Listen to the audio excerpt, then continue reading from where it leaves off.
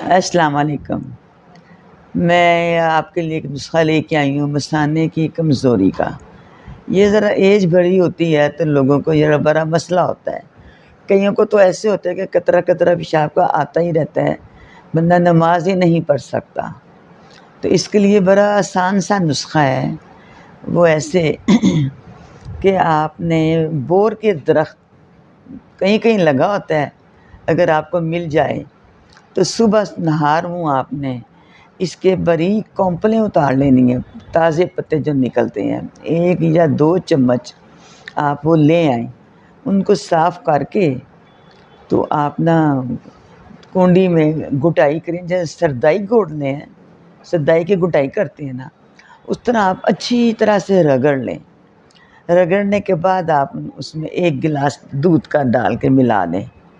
نہار منہ آپ نے اس کو پینا ہے، جس سے آپ کو خود فائدہ ہوگا۔ اگر آپ نے چینی ڈالی ہے تو ڈالیں، اگر شوگر ہے تو آپ نے چینی سے بغیر پینا ہے۔ یہ متواتر 21 دن تک آپ نے اس کا علاج کرنا ہے۔ اس کے ساتھ ایک دوسرا نسخہ بھی ہے، وہ بھی بڑا آسان ہے۔ وہ ایسے ہے کہ آپ نے آم کے درخت کے جو پتے ہوا سے گر جاتے ہیں اپنے آپ، توڑنے نہیں ہیں، جو پتے گر جائیں ان کو صاف کر کے آپ سکھا لیں۔ سکھا کے آپ اس کا نا پاؤڈر بنا لیں۔ پاؤڈر بنانے کے بعد آدھی چمچ نہار منہ پانی سے لینی ہے۔ اگر ایسے نہیں کھانی تو آپ قہوہ بنا کر بھی پی سکتے ہیں۔ نماز پڑھنے والوں کو بہت فائدہ ہوگا، جو قطرہ قطرہ آتا ہے وہ ٹھیک ہو جائے گا۔